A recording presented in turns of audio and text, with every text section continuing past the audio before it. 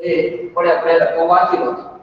ચલો અહીંયા આપણે એવું કહી રહ્યા છીએ કે ભાઈ આકૃતિ 5.5 માં યાર એ આપણી આકૃતિમાં ઓ બિંદુએ મૂકેલી એક નાની ચુંબકીય સોય પી દર્શાવી છે. તો અહીંયા આપણે જે આકૃતિ છે એમાં ઓ બિંદુ આગળ આ જે પી છે આ તીરની નિશાની છે એ શું છે કે આપણી ચુંબકીય સોય છે.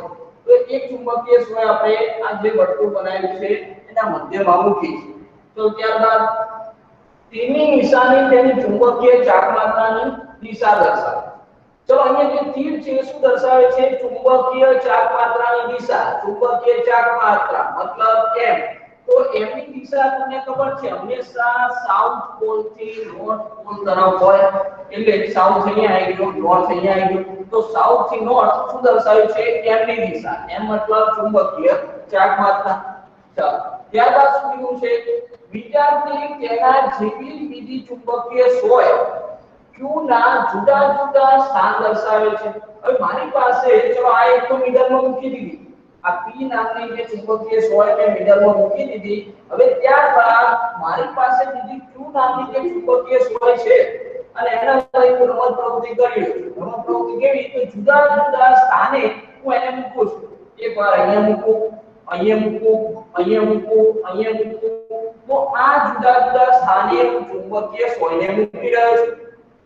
અને ચુંબકીય સોયને આપણે મૂક્યા ત્યારબાદ આપણને ત્રણ પ્રશ્નો કર્યા છે. પ્રશ્ન શું કરે છે કે ભાઈ કઈ સંરચનામાં આ તંત્ર સંતુલનમાં નથી?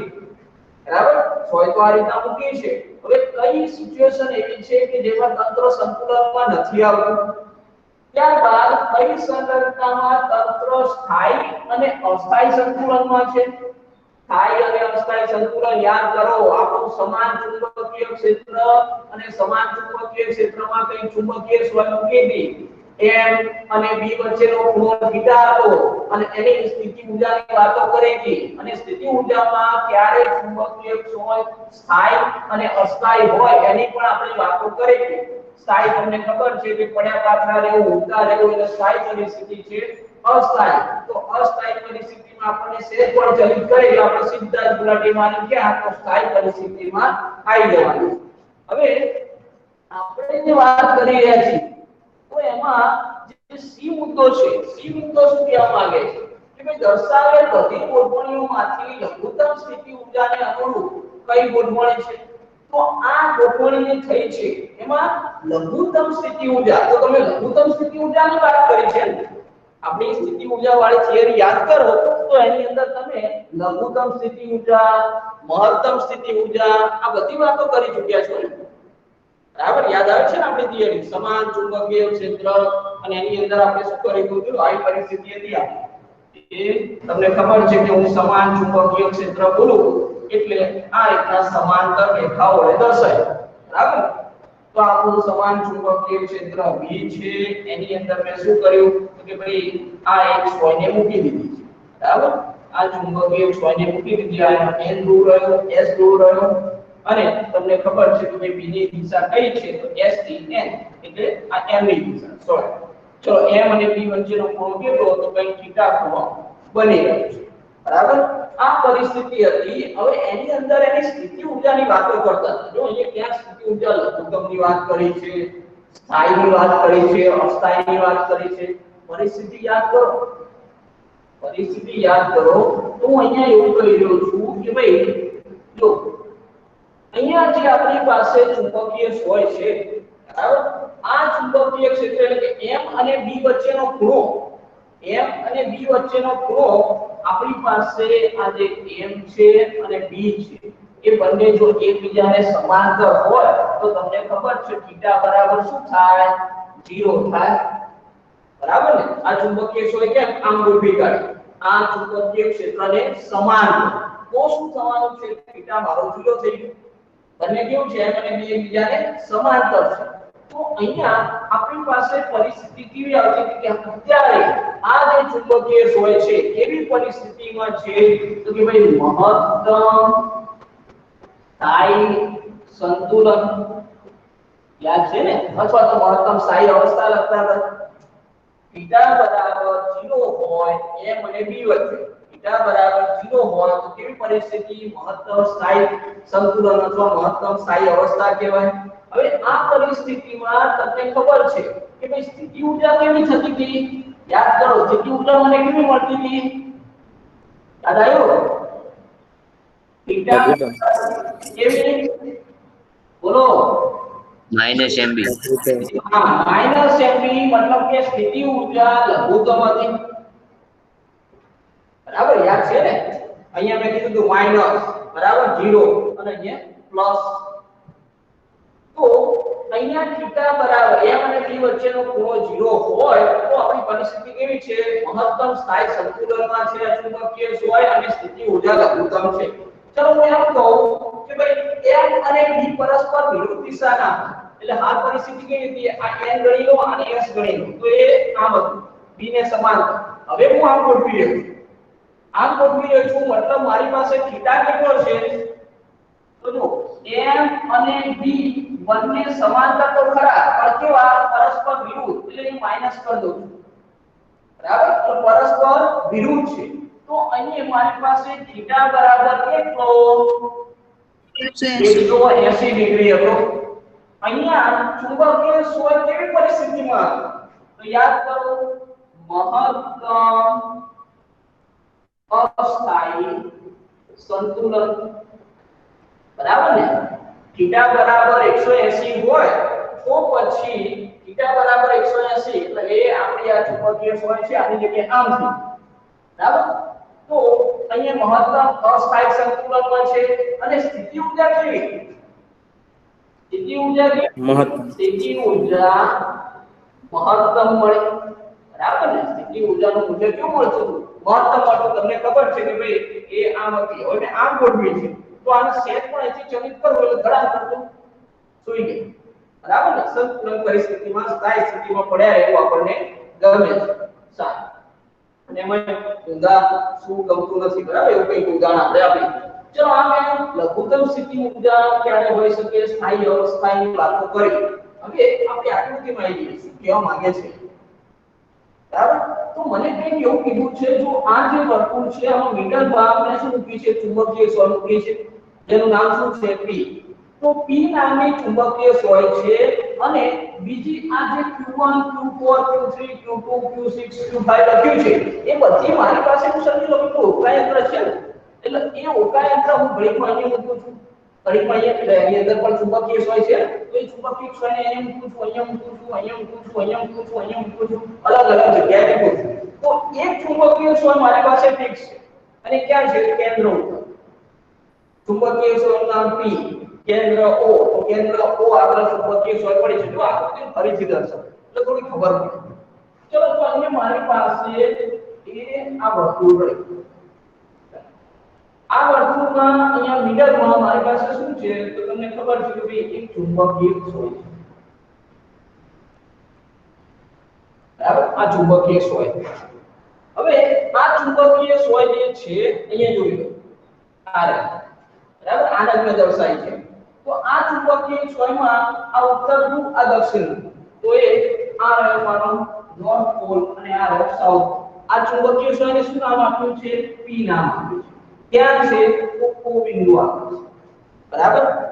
હવે હાલ પૂરતું આ q નામની જે ચુંબકીય સોયને આપણે જુદી જુદી જગ્યાએ મૂક્યા હતા એને ભૂલી જાઓ કે આપણે જુદી જુદી જગ્યાએ મૂકી નથી આ, બરાબર? હાલ ફક્ત p નામની ચુંબકીય સોય છે। તો આ ચુંબકીય સોય હશે તો એના લીધે ચુંબકીય ક્ષેત્ર જોવા મળશે, બરાબર ને? આના લીધે ચુંબકીય ક્ષેત્ર રચાશે। તો એક ક્ષેત્ર રેખાઓ કેવી રીતે, તો તમને ખબર છે કે ભાઈ એ આની ક્ષેત્ર રેખાઓ મારે દોરવી હોય તો નોર્થમાંથી ચાલુ થઈ અને સાઉથમાં જશે, તો એ આની ચુંબકીય ક્ષેત્ર રેખાઓ આમ દોરી શકું, બે આની ચુંબકીય ક્ષેત્ર રેખાઓ કેવી આ રેખા જતી હશે, આ બાજુ દોરવી હોય તો એ આમ દોરવું, સરસ બટરફ્લાય બની ગયું। તો જો અહીંયા મારી પાસે આ ચુંબકીય સોય છે, તમને એની ખબર છે ક્ષેત્ર રેખાઓ નોર્થમાંથી સાઉથમાં અને પાછું સોયની અંદર સાઉથમાંથી પાછું નોર્થ અંદર પણ જાય, આખો બંધ ગાળો રચે, બરાબર છે? તો આ પ્રકારની પરિસ્થિતિ છે। તમે જેવી અહીંયા ચુંબકીય સોયને મૂકી આજુબાજુ ચુંબકીય ક્ષેત્ર રેખાઓ આવી ગઈ જે આપણે દેખાતી નહીં પણ છે તો ખરા, બરાબર એની અસર તો દેખાશે હવે હું કામ કરી રહ્યો છું જો શું કામ કરી રહ્યો છું તો હવે Q નામની ચુંબકીય સોય લો આ Q નામની ચુંબકીય સોય Q1 પોઈન્ટ લો તો Q1 એટલે ક્યાં મૂકી છે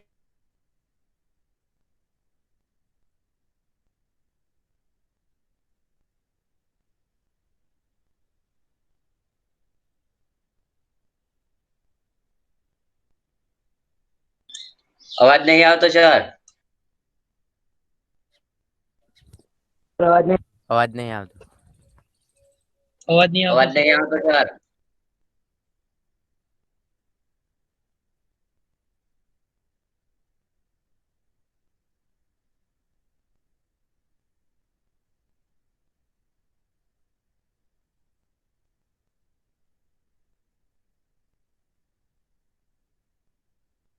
सर स्क्रीन अटकी गई है।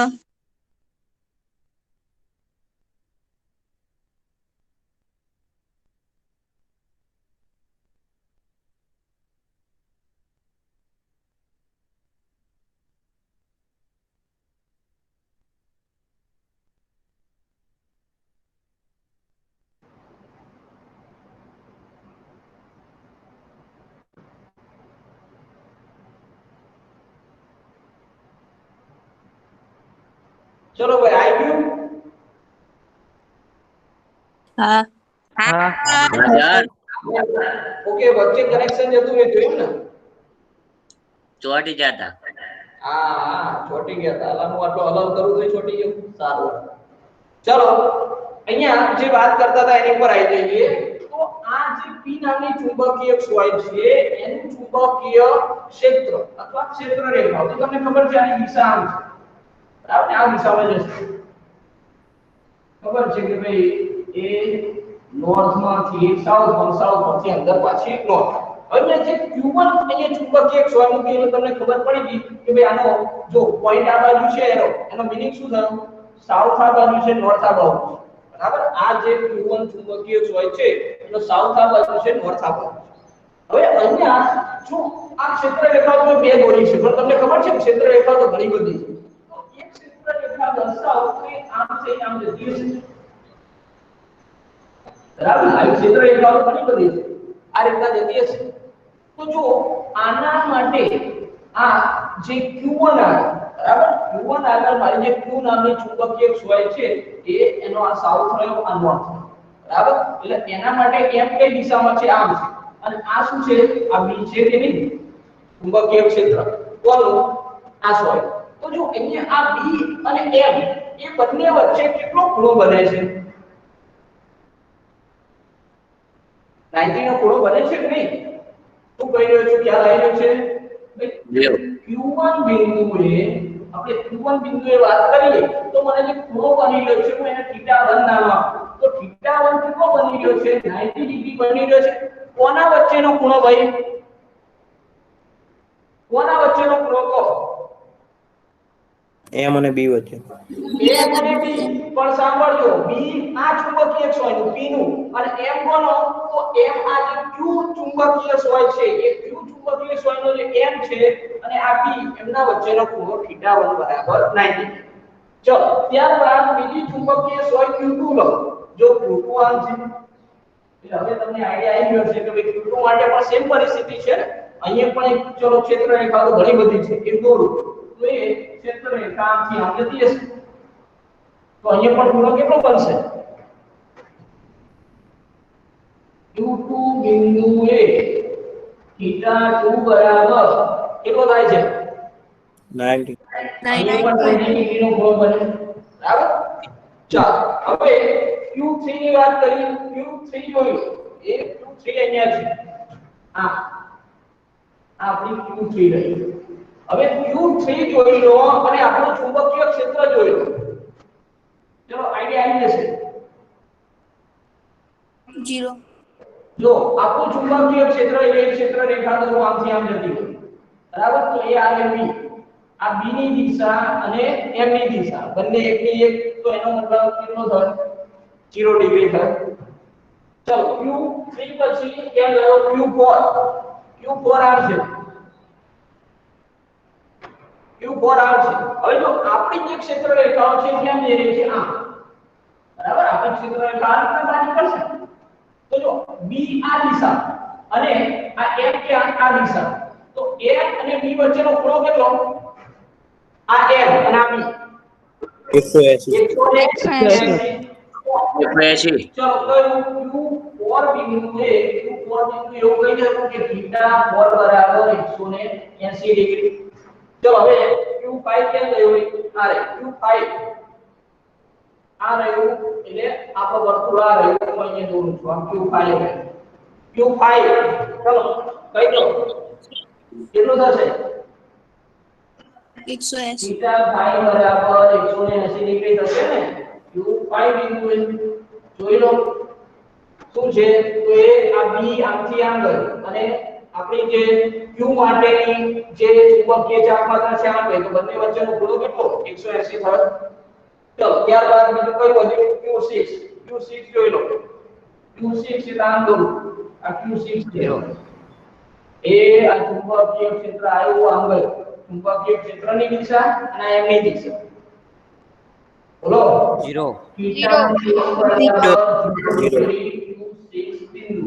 ચલો ઓકે તો અહીંયા મેં જુદી જુદી જગ્યાએ આ જે Q નામની ચુંબકીય સોય ગોઠવી બરાબર ને કોના ચુંબકીય ક્ષેત્રમાં તો P ના ચુંબકીય ક્ષેત્ર દરેક જગ્યાએ P અને શું કર્યું તો B અને M વચ્ચેનો ખૂણો મેં જોયો હવે અહીંયા આ જે ખૂણા છે આ ગોઠવણ આપણે કરેલી છે આ ગોઠવણ આપણે ગોઠવેલી છે તો આ ગોઠવણ માટે આપણે શું કીધું છે કઈ સંરચનામાં આ તંત્ર સંતુલનમાં નથી પહેલો પ્રશ્ન કઈ સંરચનામાં આ તંત્ર સંતુલનમાં નથી તો સાંભળો તો θ બરાબર 0 હોય તો સ્થાયી સંતુલન θ બરાબર 180 હોય તો અસ્થાયી સંતુલન એટલે બંને માટે સંતુલન તો ખરું પેલું આ નિષ્ક્રિય થઈ પડે કે આમ પડે બરાબર હું પડ્યા છે ઓળ પડ્યા રહ્યા છે ખાકા પડ્યા છે કશું કરવું નથી આ તો હલાવશે તો પછી પાછું 180 વાળું પડી જશે પણ આ બંને પરિસ્થિતિ કેવી સંતુલન વાળી તો જો અહીંયા 180 ડિગ્રી જે ખૂણો બની રહ્યો છે 0 બની રહ્યો છે બધી પરિસ્થિતિ કેવી છે આ બધી સંતુલન વાળી તો અસંતુલનમાં કયું છે સંતુલનમાં ના હોય એવી પરિસ્થિતિ કઈ છે Q1 અને Q2 બરાબર Q1 અને Q2 તો અહીંયા હું એવું કહું આ જે ચુંબકીય ક્ષેત્ર છે એનું નામ છે P બરાબર અહીંયા PQ1 અને PQ2 સંતુલનમાં નથી ચલો સમજાઈ ગઈ મારી વાત θ 0 હોય θ 180 હોય તો સંતુલનમાં તમે આમ પડ્યા છો કે આમ પડ્યા છો એ સંતુલનમાં છે પણ આમ છો તો સંતુલનમાં નથી તો 90 ડિગ્રી વાળી જે પરિસ્થિતિ છે એટલે P એટલે આપણી ચુંબકીય છે Q એટલે બીજી ચુંબકીય છે પણ એની પરિસ્થિતિ Q1 સ્થિતિ અને Q2 સ્થિતિ તો આ પરિસ્થિતિમાં સંતુલનમાં નથી આ જે સંરચના છે એ સંતુલનમાં નથી આ જે સંરચના ગોઠવી છે ચલો ત્યારબાદ બીજું શું કીધું છે B મુદ્દો ચલો એ મુદ્દાનો જવાબ મળી હવે B શું કહી રહ્યું છે જોઈ લો તો B માટે શું કીધું કે કઈ સંરચનામાં તંત્ર સ્થાયી અને અસ્થાયી સંતુલનમાં હશે આ તો તમને ખબર છે સ્થાયી સંતુલન ચલો સ્થાયી સંતુલન કયું છે Q3 અને Q6 હા તો જો 0 ડિગ્રી જોઈ લો 0 ડિગ્રી આપણું કયું સ્થાયી સંતુલન તો આના માટે લખું PQ3 અને આના માટે લખું PQ6 આ બંને કેવું સ્થાયી સંતુલન ચલો ત્યારબાદ અસ્થાયી સંતુલન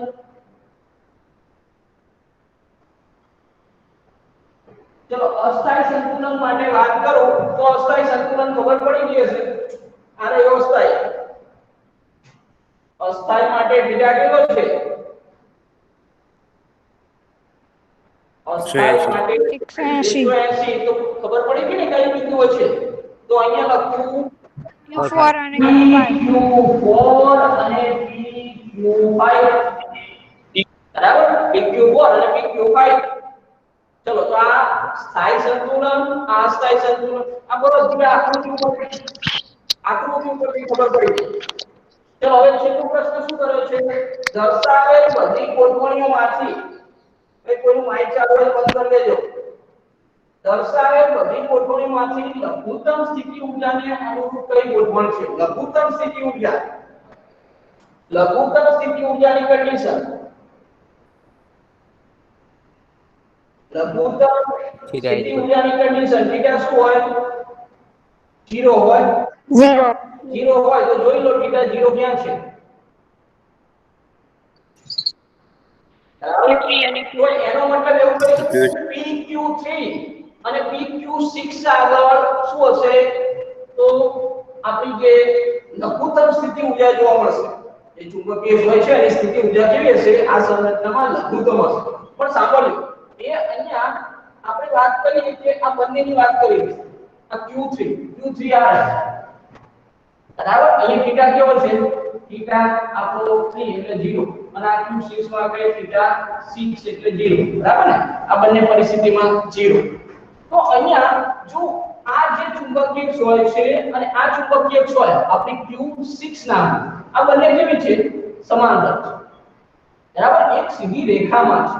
આમ તો આને પણ તમે લઈ શકો, થીટા બરાબર 0 થયું એટલે લઘુત્તમ સ્થિતિ ઊર્જા થઈ, બરાબર?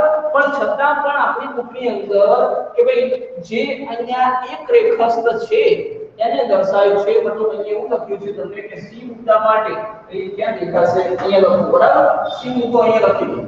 સી મુદ્દા માટે PQ6 લઘુત્તમ સ્થિતિ ઊર્જા દર્શાવે, બરાબર? અહીંયા કન્ડિશન કઈ રાખી કે એક રેખાંશ હોય, આ Q6 જોઈ લો એક રેખાંશ છે, બરાબર? તો એ લઘુત્તમ સ્થિતિ ઊર્જામાં લીધી. બાકી થીટા 0 તો આ Q3 નો પણ છે, પણ એ નથી લખ્યું, બરાબર? એક રેખાંશ હોય, કોઈ આ લખે તો પણ એમાં ખોટું નથી, એમાં ખોટું નથી. પણ આપણે એકમ પ્રમાણે ચાલીએ કે ભાઈ એક રેખાંશ કઈ છે? Q6 છે, માટે આ આપણી લઘુત્તમ સ્થિતિ ઊર્જા થશે. ચલો વાત મગજમાં બેસી ગઈ છે.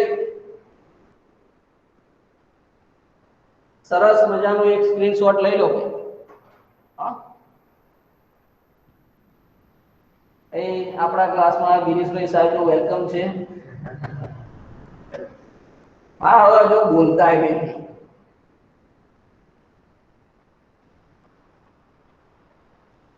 ચલો ભાઈ, સ્ક્રીનશોટ લેવાઈ ગયો. અરે ભાઈ શું સર? હા, એમ તું બોલો તો મને ઉત્સાહ જાગે, બરાબર?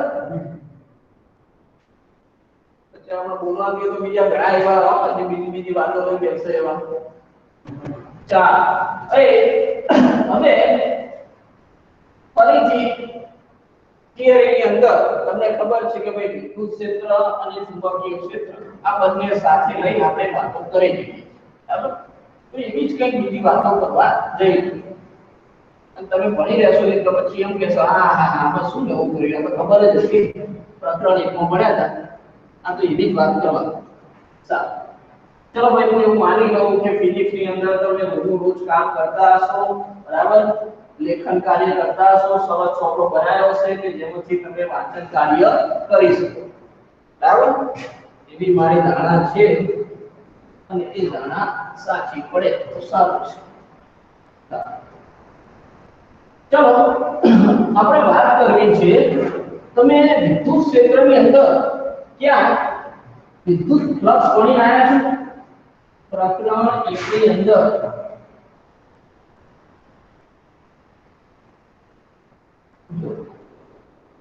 કોઈ આયલા બોલે કે ના આયલા? હા, તમે ફ્લક્સ ભણી રહ્યા છો તો હવે એની એ જ વાત હું ફરીથી કરી રહ્યો છું, પણ ચુંબકીય ક્ષેત્રમાં. ચલો, તો અહીંયા મારે વાત કરવી છે આજે ચુંબકીય ફ્લક્સ અને ગૌસનો નિયમ. ગૌસનો નિયમ હોય કે ગાઉસનો નિયમ, બરાબર? એનું નામ બદલે જવાનું નથી, બરાબર? લાંબો ગૌસ કહેતા છે કદાચ. સારું, ચલો હવે આપણે પહેલા તો તમને ખબર છે કે ભાઈ પ્રકરણ 1 યાદ કરાય છે, બરાબર? પ્રકરણ 1 યાદ કરવું પડે, એના વગર મેળ ના. સારું, ચુંબકીય ફ્લક્સ તો પહેલા વિદ્યુત ફ્લક્સ યાદ કરો.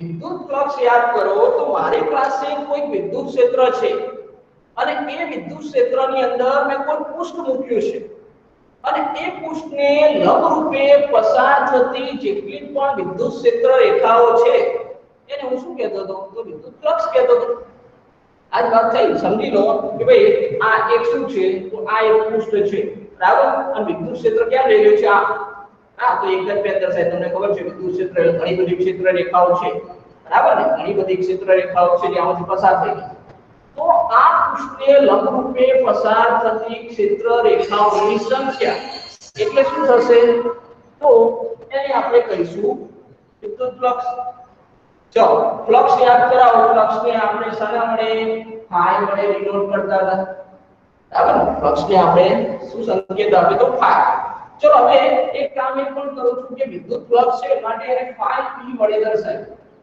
આ તો ફ્લક્સને તમે ફાઈ જ કહેતા હતા પણ વિદ્યુત ક્ષેત્ર માટે ફાઈ કરી દો એટલે તમે સમજી ગયા છો કે જ્યારે ચુંબકીય ક્ષેત્રની વાત કરે તો ફાઈ p લખી દઈશ બરાબર ચલો ફાઈ e બરાબર જો તમને યાદ આવતું હોય બરાબર E dot delta S હા E dot delta S ચલો ડેલ્ટા S એમ કહું છું કે ઘણા તમે ડેલ્ટા S શાની માટે લેતા હતા કે પૃષ્ઠખંડ વિચારતા તમે પૃષ્ઠખંડ વિચારતા હતા પણ મેં ઘણા બધા પૃષ્ઠખંડો ભેગા કરીને એનો સરવાળો કરી દીધો તો હું E dot S લખી શકું બરાબર અને ડોટ પ્રોડક્ટ છે એ બધી યાદ આપવું હોય તો E S cos θ આ આપણું phi e વિદ્યુત ક્ષેત્ર માટે બરાબર અને જો મેં અહીં તમને કીધું કે ભાઈ આ રહ્યું જે આપણું પૃષ્ઠ છે એનું ટોટલ ક્ષેત્રફળની વાત કરીએ પૃષ્ઠનું ટોટલ ક્ષેત્રફળ આ છે પણ જો કદાચ હું એમ કહું કે મેં નાનો ખંડ વિચાર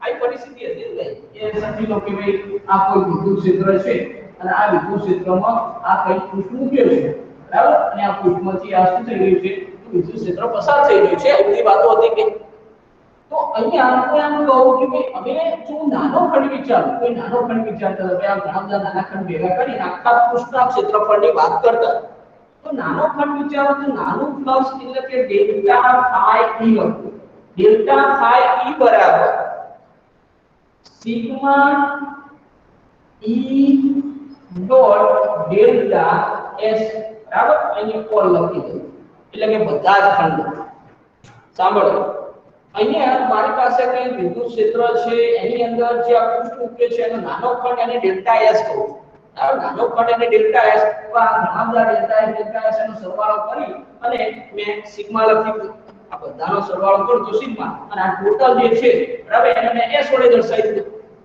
સિગ્મા ડેલ્ટા s છે બધાના સરવાળા અને s વડે દર્શાવી દીધું ચલો ઓકે છે તો કઈ સૂત્ર આપણે આવું લખતા હતા સ્વરૂપ અને જો તમે વિદ્યુત ફ્લક્સની અંદર એટલે કે વિદ્યુત ક્ષેત્રમાં ગૌસનો નિયમ યાદ કરો વિદ્યુત ક્ષેત્રની અંદર જો ગૌસનો નિયમ યાદ કરો તો એમાં શું કરતા હતા આપણે જો યાદ કરાવો તો અહીંયા મેં ઓલરેડી સિગ્મા લે સરવાળો કરી દીધો છે તો મારે નાનો ડેલ્ટા દર્શાવવાની જરૂર નથી આ સિગ્મા લીધો એટલે બધા પૃષ્ઠોનો સરવાળો આવી ગયો તો આ ટોટલી ફ્લક્સ જ થઈ ગયું પહેલા નાનું દર્શાવવું પછી પાછું મોટું દર્શાવ્યું એટલે સીધું દર્શાવી દીધું અને આ બધું કામ તમે કરી રહ્યા છો પ્રકરણ ચલો ગૌસનો નિયમ યાદ કરો તો ગૌસના નિયમમાં તમે શું કર્યા હતા કે ભાઈ આપણી પાસે જે ફ્લક્સ છે એટલે તમને ખબર છે કે ભાઈ હવે ગૌસના નિયમે બોલો યાદ આવે છે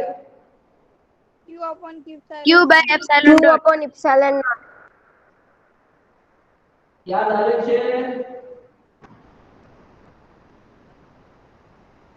સિગ્મા q ભાગ્યા એપ્સિલોન 0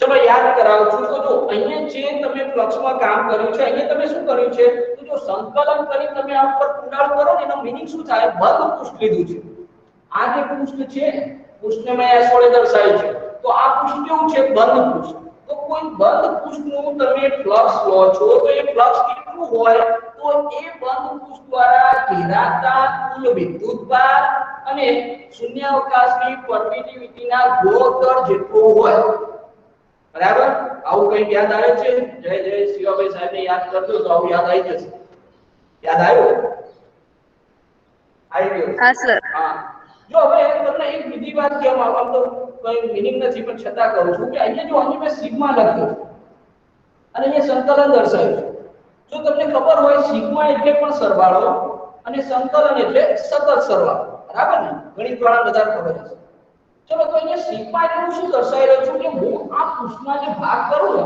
તો એ ભાગ એવા હોય કે હું આમ દેખીત કાઉન્ટ કરી શકું આ જે નાના નાના ખંડ છે ને એને દેખીત ગણી શકું તો ગણી શકું છું કાઉન્ટ કરી શકું છું એટલે સિગ્મા વાળો પણ બહુ જ નાનો ખંડ લીધો હોય મેં બહુ નાનો ખંડ લીધો હોય અને સતત સરવાળો કરવો હોય તો સંકલન વાળો આ વસ્તુ સમજી લો ઘણીવાર આવો સંકલન યુક્ત હશો સિગ્મા યુક્ત હશો બેનો મીનિંગ તો એ જ કે તમે સરવાળો કરી રહ્યા છો કોનો સરવાળો તો કે ભાઈ આ જે નાના નાના પૃષ્ઠો છે એનો સરવાળો પણ જો સરવાળો મર્યાદિત હોય બરાબર તમે કરી શકો એવો હોય તો સિગ્મા અને બહુ સતત સરવાળો હોય તો સંકલન લઈ લો અને આ રાઉન્ડ શાની માટે છે તો બંધ પૃષ્ઠ માટે પૃષ્ઠ કેવું છે આખું બંધ છે તો યાદ કરો કે ભાઈ એ અહીંયા એક ધન વિદ્યુતભાર લઉં અને પછી એક ફૂટબોલ મૂકી દો એ આ એક સમજી લો મારા હાથમાં એક ફૂટબોલ છે અને વચ્ચે કેન્દ્રમાં એક ધન વિદ્યુતભાર છે ક્ષેત્ર રેખા બધી બહારની તરફ અને આ જે બંધ ગોળો છે ગોળો તો એ કેવી થઈ બંધ રચના થઈ કે નહીં તો એ બંધ પૃષ્ઠ માટેની વાત છે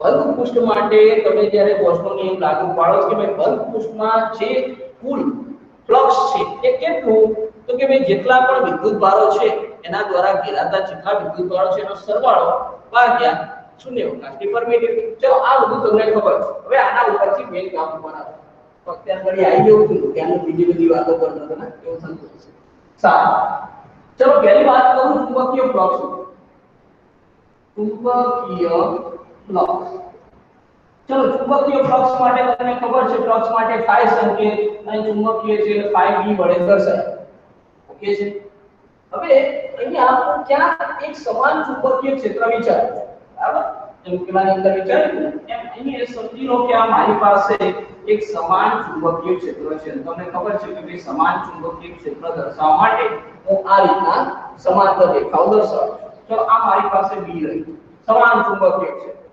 હવે શું કરું છું તો આની અંદર એક પૃષ્ઠ મૂકું છું આની અંદર આ એક પૃષ્ઠ મૂકું છું બરાબર હવે આની અંદર આ એક પૃષ્ઠ મૂકું છું અને આ પૃષ્ઠનો એક નાનો ખંડ વિચારું છું બરાબર પૃષ્ઠને શાના વડે દર્શાવો s વડે સરફેસ બરાબર એટલે આપણે s વડે દર્શાવો અહીંયા પણ s વડે દર્શાવો બરાબર અને એનો જે નાનો ખંડ હોય એને શાના વડે દર્શાવો આ s કીધું તો નાનો છે માટે ડેલ્ટા બરાબર છે અને ડેલ્ટા s તમને આ પણ ખબર છે કે ભાઈ નાનું હોય તો ડેલ્ટા કહેવાય અને m થી પણ નાનું હોય તો b વડે દર્શાવો બરાબર હવે સંકેતો ધ્યાન રાખો ચલો હવે અહીંયા આ જે નાનો પૃષ્ઠખંડ વિચારે આ નાનો પૃષ્ઠખંડ તો જે ક્ષેત્રફળ સદિશ છે ક્ષેત્રફળ સદિશ હંમેશા આ પૃષ્ઠને લંબ જોવા મળશે ડેલ્ટા s આ શું દર્શાવે ડેલ્ટા s સદિશ છે ક્ષેત્રફળ કેવી રાશિ સદિશ રાશિ કે નહીં બરાબર તો આ નાનો પૃષ્ઠખંડ છે એનો મેં દિશા દર્શાવી કે હંમેશા કેવી હોય પૃષ્ઠને લંબ અને આ રહી b ની દિશા આ મારું શું છે b છે તો એના વચ્ચેનો કઈ કોણ થીટા છે ચલો પહેલા તો યાદ કરો એ આ મારી પાસે એક પૃષ્ઠ રહ્યું બરાબર આ પૃષ્ઠ રહ્યું હવે આ પૃષ્ઠ જે છે એ પૃષ્ઠ ક્ષેત્રફળ એનું જે ક્ષેત્રફળ એનો ક્ષેત્રફળ સદિશ હંમેશા કેવો હોય લંબ રૂપે પૃષ્ઠને લંબ રૂપે હોય કે નહીં ક્ષેત્રફળ સદિશ હંમેશા જે તે પૃષ્ઠ હોય એને લંબ રૂપે હોય તો અહીંયા પણ મેં આ જે પૃષ્ઠખંડ લીધો છે એનો ક્ષેત્રફળ સદિશ લંબ રૂપે દર્શાવે છે ચલો જો હું નાના ધોરણનું યાદ કરાવી દઉં બરાબર એ કોઈ પણ હું એમ કહું કે મેં મારી પાસે એ આ ચોરસ હોય બરાબર આ ચોરસ હોય જેની આ બાજુ a છે આ બાજુ a છે બધી ચોરસ છે એટલે એ જ હોય ને તો એટલું આ ચોરસનું ક્ષેત્રફળ નાના પ્રાઇમરી નો છોકરો મને જવાબ આપી દે કોઈ ક્ષેત્રફળ લંબાઈ ક્લિયર થાય બરાબર બધાનો જવાબ આવી પણ હું તમને એમ કહું કે મારે ક્ષેત્રફળ નહીં પણ ક્ષેત્રફળ સદિશ બરાબર હવે થોડા મોટા થઈ ગયા પ્રાઇમરી માંથી આગળ આવી ગયા તો આગળ વાતો ક્ષેત્રફળની કરતા હતા હવે વાતો ક્ષેત્રફળ સદિશની તો સદિશની વાત કરો છો તો દિશાએ દર્શાવવાની ચલો દિશા દર્શાવવા માટે એક ઉદાહરણ આપી દઉં છું, બરાબર? કદાચ સર આગળ શ્રી શિવાભાઈ સાહેબે આપ્યું અને આપ્યું, પણ તમે હર વખતે એવું યાદ રાખો છો કે જે પૃષ્ઠ હોય એ પૃષ્ઠને લંબ હંમેશા એનો શું હોય, ક્ષેત્રફળ સદિશ હોય. તો જો અહીંયા એ હું આ મારી y અક્ષ વિચારું છું અને આ x અક્ષ વિચારું. આ x છે, આ y છે, તમને ખબર છે તમારી સામે 12 આવતી આડી મારી છે. હવે સાંભળો, ચલો આને નામ આપી દઉં. આ પોઈન્ટ એ નામ આપું, b નામ આપું, c નામ આપું, ઉગમ બિંદુને o નામ આપું. બરાબર? તો તમને ખબર છે મારે ક્ષેત્રફળ સદિશ જોઈએ છે. હવે સદિશ જોતો હોય તો મારે આ જે ચોરસના ક્ષેત્રફળની વાત કરું છું એ ચોરસનું ક્ષેત્રફળ લેવું હોય તો જો સદિશ માટે હંમેશા આ જો AB સદિશ, આ લંબાઈનું સદિશ ક્રોસ BC, સાંભળો તો શું કહી રહ્યું કે મારે જો સદિશ જોતો હોય તો હંમેશા ક્રોસ પ્રોડક્ટ લેવું પડે. સદિશ જોતો હોય ક્રોસ પ્રોડક્ટ કરો તો શું મળે? સદિશ મળે ને. ડોટ પ્રોડક્ટ કરો તો સદિશ મળે. તો અહીંયા આવું ત્યાં 11 માં આવ્યું તો કોઈ સાહેબે બનાવ્યું. ચલો તો અહીંયા એ આ બાજુ ને આ બાજુ, આ બંને બાજુ તમને ખબર છે શું કરો તમે? એ લંબાઈ ગુણ્યા લંબાઈ જ કરી તો હું લંબાઈ ગુણ્યા લંબાઈ જ કરી દઉં. લંબાઈ ગુણ્યા લંબાઈ કરી દઉં છું ક્ષેત્રફળ માટે, બરાબર? અને આ ક્ષેત્રફળને એ વડે દર્શાવું પણ એ શું સદિશ. તો અહીંયા આ લંબાઈ ગુણ્યા લંબાઈ કરી ક્રોસ પ્રોડક્ટ લઈ લીધું. એટલે તમને ખબર છે તમે અહીંયા શું કરી શકો? sin θ મૂકી શકો છો. અને એ જે θ છે એ θ કેટલું? 90 ડિગ્રી. આ બે બાજુ જોઈ લો, AB અને BC, બરાબર? બંને વચ્ચેનો ખૂણો કેટલો છે? 90 ડિગ્રી છે. તો હંમેશા તમે એ જે ક્રોસ પ્રોડક્ટ લો છો, બરાબર? અહીંયા ત્યાં A ડોટ A અને આપણે શું લખી શકીએ? sin θ, બરાબર? θ બરાબર 90. 90 એટલે મૂલ્ય કેટલું આવ્યું? 1. તો વધ્યા શું? a સ્ક્વેર વધ્યા કે નહીં? વધ્યા શું? a square. તો ક્ષેત્રફળ a સ્ક્વેર. પણ એની દિશા, તો દિશા હંમેશા તમે જે સમતલમાં આ જે લંબાઈ લીધી છે, બરાબર? AB અને BC, તમે જે સમતલમાં સમતલ કયો? XY, આ XY સમતલમાં દર્શાવ્યું છે. એ સમતલને લંબરૂપે હંમેશા આ ક્ષેત્રફળની દિશા જોવા મળે. તો તમે અહીંયા XY લીધું છે તો એને લંબરૂપે કઈ અક્ષ છે? Z અક્ષ છે કે નહીં? એને લંબરૂપે કઈ? તો Z અક્ષ. તો હંમેશ માટે આ જે ક્ષેત્રફળ છે એનું સદિશ કઈ દિશામાં? તો z અક્ષની દિશામાં જોવા મળે. કેમ કે આ કયા પ્લેનમાં છે? x અને y. આ જે ક્ષેત્રફળ વાત કરું એ કયા સમતલમાં છે? x અને y. તો પછી એનો જે સદિશ છે, બરાબર? તમે મૂલ્ય તો કેટલી દીધું? a સ્ક્વેર થશે, પણ એ કઈ દિશામાં? તો z અક્ષ પર જોવા મળશે. એટલે ક્યારેક પણ આવું ક્ષેત્રફળ આવે ને તો હવે આપણે બરાબર ખબર છે કે ક્ષેત્રફળ સદિશ રાશિ છે અને એનું ક્ષેત્રફળ ક્યાં હોય? તો હંમેશા પૃષ્ઠને લંબ હોય. પૃષ્ઠને લંબ દો. ચલો ક્લિયર, બરાબર? આમ તો તમને આવડતું હશે પણ છતાં થોડું આપણે ઉમેરવું પડે. સારું, ચલો હવે વાત કરું. હજુ એક વાત ઉપર આવ્યો નથી, રાઉન્ડ રાઉન્ડ કરવાની આદત પડી. ચલો અહીંયા મારી પાસે આ પૃષ્ઠખંડ છે. તો આપણે પાસે વાત કરીએ છીએ કે ભાઈ નાના પૃષ્ઠખંડ માટે આપણે સારી વાત કરવી છે કે ચુંબકીય ફ્લક્સ. તો નાના પૃષ્ઠખંડ માટે ચુંબકીય ફ્લક્સ, ચલો ચુંબકીય ફ્લક્સ તો જેને હું દર્શાવું phi d વડે. પણ નાનો પૃષ્ઠખંડ છે એટલે હું નાનું ફ્લક્સ આવશે એટલે એને ડેલ્ટા phi d વડે દર્શાવીશ, બરાબર? તો ડેલ્ટા phi b બરાબર શું થશે? તો ડેલ્ટા phi b બરાબર શું થશે? અહીં મારી પાસે તો ચુંબકીય ક્ષેત્ર મતલબ B ડેલ્ટા શું છે આપણી પાસે? S, બરાબર? આ નાનું ફ્લક્સ એટલે ફક્ત આટલામાંથી પસાર થતી ચુંબકીય ક્ષેત્ર રેખા. હવે ટોટલ વાત કરું એટલે તમને શું ખબર છે કે ભાઈ સિગ્મા લઈ લો.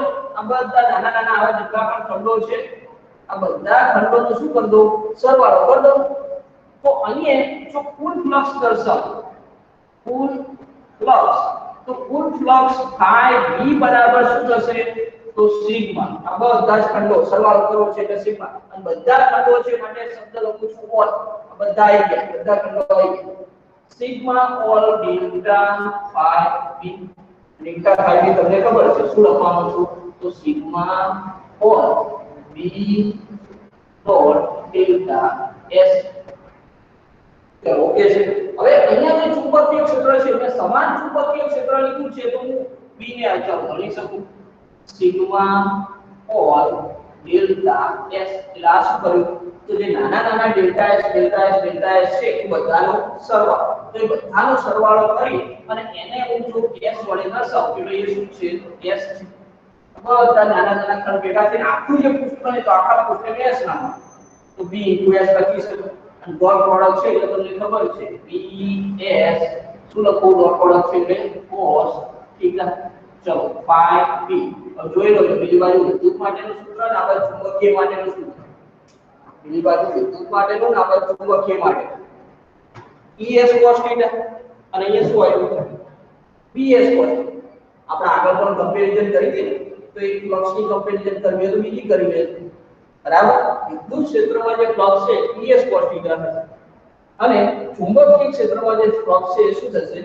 Bs cos થીટા થશે ચલો ક્લિયર તો આ બધી જે વાત કરી એ બધી વાત કઈ હતી તો એ બધી વાત વિદ્યુત ક્ષેત્રની તમે ભણી ગયા છો હું ખાલી કમ્પેરીઝન યાદ કરાવી રહ્યો છું કે અહીંયા જે સૂત્ર હતું એવું નહીં આપણી પાસે ફ્લક્સનું આ છે હવે બીજી વાત કોની કરવી છે ગૌસના નિયમની કરવી ગૌસના નિયમની વાત કરવી છે પણ તમે સમજી ગયા છો કે આપણો ફોન વાગી રહ્યા છે એટલે થોડું કામ છે મારે ભાગવું પડે એવું છે બરાબર એટલે એ માટે હું એપોલોજાઇઝ કરું છું હવે હાલ જવું પડશે મારે બરાબર એટલે ખાલી ચુંબકીય ફ્લક્સ આપણે ભણ્યા બરાબર આટલું નોંધ કરી લો અને જે ગૌસનો નિયમ છે ને એ ગૌસને આપણે કાલ બોલાવીશું આજ નહીં બોલાવો આજે આપણે આમંત્રણ પાઠવવું નથી બરાબર તમે કાલે આવો તો ચુંબકીય ફ્લક્સ આટલું નોંધ કરી લો